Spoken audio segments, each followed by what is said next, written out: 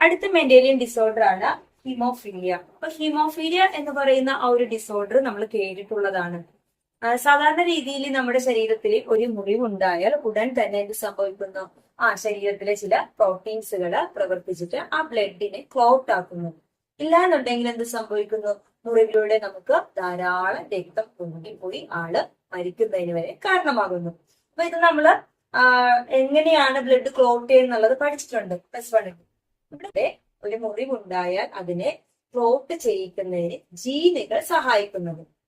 ഇനി ചില ആളുകളിൽ ഈ ജീനുകള് ശരിയായ രീതിയിൽ പ്രവർത്തിക്കുന്നുണ്ടാകുന്നു. അപ്പൊ അതുകൊണ്ട് തന്നെ എന്ത് സംഭവിക്കാം? ആ മുറിവുണ്ടായാൽ ആ ക്ലോട്ട് ആകുന്ന ഫാക്ടേഴ്സുകൾ ആക്റ്റീവ് ആകുന്നില്ല. അപ്പൊ ആ ജീനുകൾ ഉണ്ടാകാത്തത് മൂലം അവിടെ ക്ലോട്ടിങ് നടക്കുന്നില്ല. തന്മൂലം ആളുടെ ശരീരത്തിൽ നിന്ന് മുറിവുണ്ടായാൽ എന്ത് സംഭവിക്കുന്നു? ആ രക്തം വാർന്നു പോയി ആള് മരിക്കുന്നതിന് വരെ കാരണമാകുന്നു. അത്തരം ഡിസീസ് ആണ് ഹീമോഫീലിയ എന്ന് പറയുന്നത്. അപ്പോ എന്താണ് ഇതിന്റെ കാരണം നമുക്ക് നോക്കാം. Which is a sex linked recessive trait. അപ്പോ haemophilia is a sex linked recessive trait. അപ്പോ ഇതിന് കാരണമായിട്ടുള്ള ജീനുകൾ ഉള്ളത് സെക്സ് ക്രോമസോമിലാണ്. ഇനി സെക്സ് ക്രോമസോമുകൾ ഏതൊക്കെയാണ് നമ്മൾ പഠിച്ചു?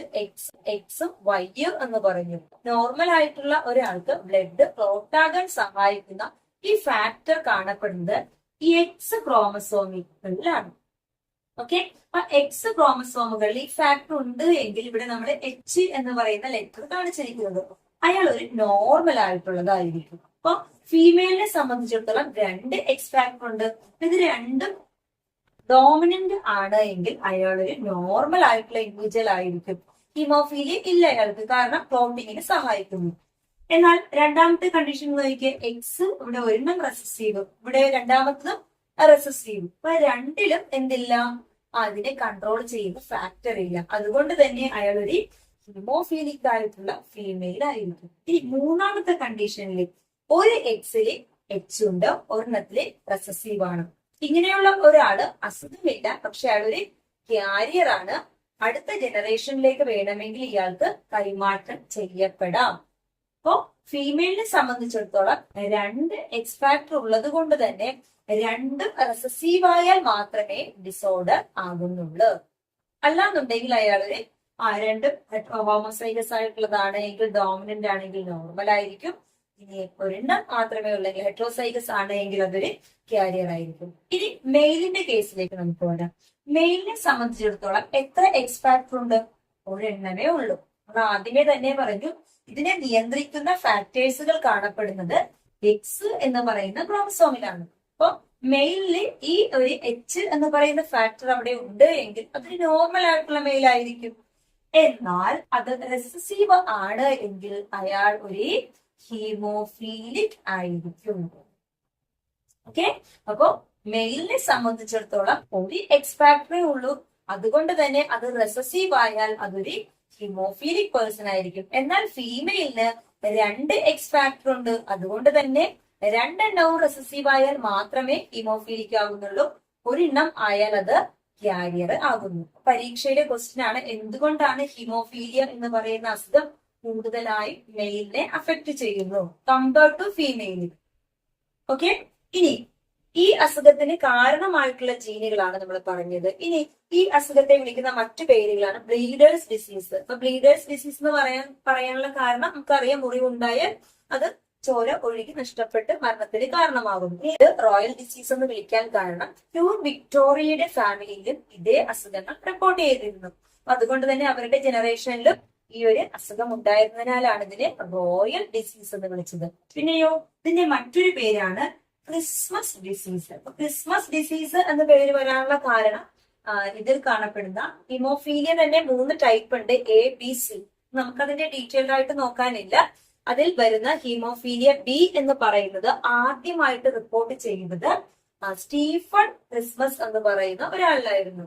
അതുകൊണ്ട് തന്നെ ഇത് ക്രിസ്മസ് ഡിസീസ് എന്ന പേരിലും അറിയപ്പെടാറുണ്ട്. അപ്പൊ ഈ ABC എന്ന പേര് വരാനുള്ള കാരണം ഏത് ടൈപ്പ് പ്രോട്ടീനിന്റെ അഭാവത്തിലാണോ ഈ ഡിസോർഡർ ഉണ്ടാകുന്നത്. ധാരാളം ഫാക്ടേഴ്സുകൾ, ക്ലോട്ടിംഗ് ഫാക്ടേഴ്സുകളുണ്ട്. Clotting factor 8, 9, 11. ബ്ലഡ് ക്ലോട്ടിങ്ങിന് സഹായിക്കുന്ന ഫാക്ടേഴ്സുകൾ ഒരു എൻസൈം കാസ്കേഡ് സിസ്റ്റം എന്നാ പറയുന്നത്. ഒരു പ്രോട്ടീൻ മാത്രമല്ല, ഒന്നിലധികം പ്രോട്ടീൻസുകൾക്ക് അതിൽ പങ്കുണ്ട്. അത്തരത്തിൽ ഫാക്ടർ 8, 9, 11 അങ്ങനെയുള്ള ഓരോ പ്രോട്ടീന്റെയും അടിസ്ഥാനത്തിലാണ് അതിന്റെ പേര് നിർണ്ണയിക്കുന്നത്. ഇവിടെ നമ്മൾ ഫസ്റ്റ് കേസ് ഒരു നോർമൽ ആയിട്ടുള്ള ഫീമെയിൽ ഹീമോഫീലിക് ആയിട്ടുള്ള മെയിലുമായിട്ട് മാരേജ് നടന്നാൽ അവർക്കുണ്ടാകുന്ന കുഞ്ഞുങ്ങൾക്ക് എങ്ങനെയാണ് ഇത് ബാധിക്കുന്നത്. ഇപ്പൊ നോർമൽ ആയിട്ടുള്ള ഫീമെയിൽ അല്ലെ, അതുകൊണ്ട് തന്നെ ഇവിടെ നിന്ന് എക്സ് ഫാക്ടർ മാത്രമേ വരാനുള്ളൂ. ഇവിടെ നിന്നോ ഇവിടെ നിന്ന് വരുന്നത് എക്സ് ഫാക്ടർ ആണ് എങ്കിൽ ആ ഉണ്ടാകുന്ന കുഞ്ഞ് എന്ന് പറയുന്നത് ഒരു ഫീമെയിൽ ആയിരിക്കും. ഫീമെയിൽ ആയിട്ടുള്ള ഈ കുഞ്ഞിന്റെ കണ്ടീഷൻ എങ്ങനെയാണ്? ഇത് ക്യാരിയർ ആണ്.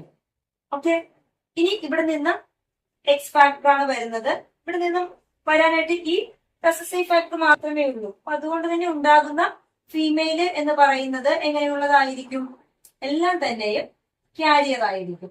ഇനി ഇവർക്ക് മെയിൽ ആയിട്ടുള്ള കുഞ്ഞു ഉണ്ടാകാം. നോക്കിയേ, എക്സ് അതിന്റെ കൂടെ ഈ വൈ ഫാക്ടർ വന്നാൽ നോർമൽ ആയിട്ടുള്ളൊരു മെയിൽ ആയിരിക്കും. നോർമൽ ആയിട്ടുള്ളൊരു മെയില് ആയിരിക്കും. കാരണം അമ്മയിൽ നിന്ന് വരുന്നത് ഡോമിനന്റ് ആയിട്ടുള്ള അല്ലീലാണ്. ഈ വൈ ഫാക്ടറിനെതിരെ യാതൊരു റോളും ഇല്ല. അതുകൊണ്ട് തന്നെ നോർമൽ ആയിട്ടുള്ള മെയിലാണ്. ഇപ്പൊ ഇവിടെ എടുത്ത കേസ് നോർമൽ ആയിട്ടുള്ള ഫീമെയില് ഹീമോഫീലിക് ആയിട്ടുള്ള ഒരു മെയില് ആണ് എങ്കിലുള്ള കണ്ടീഷൻ. എടുത്തിരിക്കുന്ന കണ്ടീഷൻ ഒരു ക്യാരിയർ ആയിട്ടുള്ള ഫീമെയില് ഒരു നോർമൽ മെയിലുമായിട്ടുള്ള മാരേജ് നടന്നാൽ, ഇപ്പൊ ക്യാരിയർ ഫീമെയിൽ എന്ന് പറയുമ്പോൾ ഫീമെയിൽ എക്സ് കാണിക്കുക, ഒരെണ്ണം ഡോമിനന്റ് ഒരെണ്ണം റെസസീവ് ആയിരിക്കും ക്യാരിയർ. നോർമൽ ആയിട്ടുള്ള മെയിൽ എന്ന് പറയുമ്പോൾ നമുക്കറിയാം അവിടെ പ്രസന്റ് ആണ്. വൈ ഫാക്ടറെ പിന്നെ വരാനുള്ളൂ. ഇവർക്ക് ഉണ്ടാവുന്ന അടുത്ത ജനറേഷൻ എങ്ങനെയുള്ളതൊക്കെ ആകാം? എക്സ് എക്സ് ഇവിടെ നിന്ന് രണ്ടും എക്സ് വന്നാൽ നോർമൽ ആയിട്ടുള്ള ഒരു ഫീമെയിലാണ് അവിടെ ഉണ്ടാകുന്നത്. പിന്നെയോ ഇനി ഈ എക്സ് ഫാക്ടറും ഈ വൈ ഫാക്ടറും വന്നാൽ അവിടെയും ഉണ്ടാകുന്നത് ഒരു നോർമൽ ആയിട്ടുള്ള മെയിലാണ്. ഇനി ഇവിടെ നിന്ന് വരുന്നത് റെസസീവ് ആയിട്ടുള്ളതാണ്. കണ്ടോ, എക്സ് എച്ച്. ഇവിടെ നിന്ന് വരുന്നത് ഒരു ഡോമിനന്റ് ആണ്. അപ്പൊ ഇതും ഒരു പെൺകുട്ടിയാണ്. ഇവിടെയും ഉണ്ടായത് പെൺകുട്ടിയാണ്. പക്ഷെ ഇവിടുത്തെ കണ്ടീഷൻ നോക്കിയേ, ഇതൊരു ക്യാരിയർ ആയിട്ടുള്ള ഫീമെയില് ആണ്. ഇനി അടുത്ത കണ്ടീഷനോ, ഇവിടെ നിന്നുള്ള എക്സ് ഫാക്ടറും ഇവിടെ നിന്നുള്ള വൈയും ആണ് എങ്കിൽ ഒരു മെയിലാണ് ഇത് ഉണ്ടാകുന്നത്. പക്ഷെ ഈ മെയിലിന്റെ പ്രത്യേകത നോക്കിയേ, ഈ മെയില് എന്ന് പറയുന്നത് റെസസീവ് വന്നത് കൊണ്ട് തന്നെ ഇത് ഹീമോഫീലിക് ആണ്. ഇപ്പൊ ഹീമോഫീലിക് ആയിട്ടുള്ളത് ഈ അസുഖത്തിന്റെ ഒരു പാറ്റേൺ എന്ന് പറയുന്നത് എപ്പോഴും ക്യാരിയർ ആയിട്ട് ഉള്ള അമ്മയിൽ നിന്ന് ഡിസീസ് ആകുന്നത് മകനിലേക്കായിരിക്കും. ക്യാരിയർ ആയിട്ടുള്ള അമ്മയിൽ നിന്ന് ഡിസീസ് കൈമാറ്റം ചെയ്ത് കിട്ടാൻ സാധ്യത മകനിലേക്കായിരിക്കും. മകള് എന്ന് പറയുന്നത് എപ്പോഴും ക്യാരിയർ. ഹിമോഫിലിക് ആയിട്ടുള്ള ഒരു ഫീമെയിലും നോർമൽ ആയിട്ടുള്ള ഒരു മെയിലും തമ്മിലുള്ള മാരേജ് ആണ് എങ്കിൽ, ഇപ്പൊ ഹിമോഫിലിക് ഫീമെയിൽ എന്ന് പറഞ്ഞാൽ രണ്ടും റെസസീവ് ഫാക്ടർ ആയിരിക്കും. നോർമൽ എന്ന് പറഞ്ഞാൽ അവിടെ ഒന്നമേ മെയിലിൽ ഡോമിനന്റ് ഉള്ളൂ അല്ലെ. ഇനി ഇവരുടെ നെക്സ്റ്റ് ജനറേഷനിലേക്ക് വന്നാൽ ഈ എക്സ് ഫാക്ടറും ഇവിടുത്തെ എക്സ് ഫാക്ടറും കൂടി ജോയിൻ ചെയ്താൽ ഒരു ഹെട്രോസൈഗസ് ആണ് വരുന്നത്. കാരണം എന്താണ്, ഇവിടെ ഒരു ഡോമിനന്റ് ഉണ്ട്, ഇവിടെ ഒരു റെസസീവ് ഉണ്ട്. ഇപ്പൊ ഉണ്ടാകുന്ന ഓഫ്സ്പ്രിംഗ് എന്ന് പറഞ്ഞാൽ ഫീമെയിൽ ആയിരിക്കും, ഇതൊരു ക്യാരിയർ ആയിരിക്കും. എന്നാൽ ഈ ഒരു എക്സ് ഫാക്ടറും ഇവിടെ നിന്നുള്ള വൈയും വന്നാൽ നമുക്കറിയാം ഈ എക്സ് ഫാക്ടറിൽ റെസസീവ് മാത്രമേ കിട്ടാനുള്ളൂ ഇവിടെ നിന്ന് അല്ലെ. അപ്പൊ വൈ ഫാക്ടറിന്റെ റോൾ ഇല്ല. ഇത് എങ്ങനെയുള്ള മെയിലാണ്? അതൊരു ഹീമോഫീലിക് ആയിട്ടുള്ള മെയിലായിരിക്കും. പിന്നെയോ അടുത്തത് നമ്മൾ നോക്കിയാൽ സെയിം തന്നെയാണ്. അതായത് ഉണ്ടാകുന്ന ഫീമെയിൽസ് എപ്പോഴും ക്യാരിയർ ആയിരിക്കും, എന്നാൽ മെയിൽ എപ്പോഴും എങ്ങനെയുള്ള തന്നെ ആയിരിക്കും? ഹീമോഫീലിക് ആയിരിക്കുള്ളൂ. അപ്പൊ ഈ ഒരു പാറ്റേണിനെയാണ് നമ്മൾ പറഞ്ഞത് ക്രിസ് ക്രോസ് പാറ്റേൺ എന്ന് പറഞ്ഞത്. അപ്പൊ ഡിസോർഡേഴ്സ് എപ്പോഴും ട്രാൻസ്ഫർ ചെയ്യുന്നത് ക്യാരിയർ ആയിട്ടുള്ള അമ്മയിൽ നിന്ന് മകളിലേക്കും അല്ലെ. അതുപോലെ തന്നെ മകള് എന്ന് പറയുന്നത് എപ്പോഴും എങ്ങനെയായിരിക്കും? ക്യാരിയർ ആണ് ആകുന്നത്. അപ്പൊ എന്താണ് ഇതിന് കാരണം എന്ന് ചോദിച്ചാൽ haemophilia is a sex linked recessive trait. അപ്പൊ എക്സ് ക്രോമസോമിലുള്ള ഒരു റെസസീവ് ട്രൈറ്റ് ആണ് ഇതിന് കാരണം. അതുകൊണ്ടാണ് ഫീമെയിൽസിൽ എപ്പോഴും ക്യാരിയർ ആകുന്നത്, മെയില് എന്ന് പറയുന്നത് ഡിസോർഡർ ആകുന്നത്. എന്നാൽ ചില കേസിൽ രണ്ട് കണ്ടീഷൻ, രണ്ട് ഫാക്ടറിൽ നിന്ന് വരുന്നത് റെസസീവ് ആണെങ്കിൽ ഉണ്ടാകുന്ന ഫീമെയിൽ എങ്ങനെയുള്ള തന്നെ ആകുന്നു? ഹീമോഫീലിക് ആകാം. അതായത് അച്ഛനിൽ നിന്ന് വരുന്ന റെസസീവ് ഫാക്ടറും അമ്മയിൽ നിന്നും വരുന്നത് റെസസീവ് ആയാൽ ഒരു ക്യാരിയർ ആയിട്ടുള്ള ഒരു ഫീമെയിലും ഒരു ഡിസോർഡർ ആയിട്ടുള്ള ഒരു മെയിലും ആണ് എങ്കിലും അവിടെ ഉണ്ടാകുന്ന ഫീമെയില് ഡിസോർഡർ ആകാം. ഓക്കെ, അപ്പൊ പരീക്ഷയ്ക്ക് ഏത് രീതിയിലാണ് ഡിസോർഡേഴ്സ് തന്നിരിക്കുന്നത് നോക്കുക, അതനുസരിച്ചിട്ട് കംപ്ലീറ്റ് ചെയ്യുക.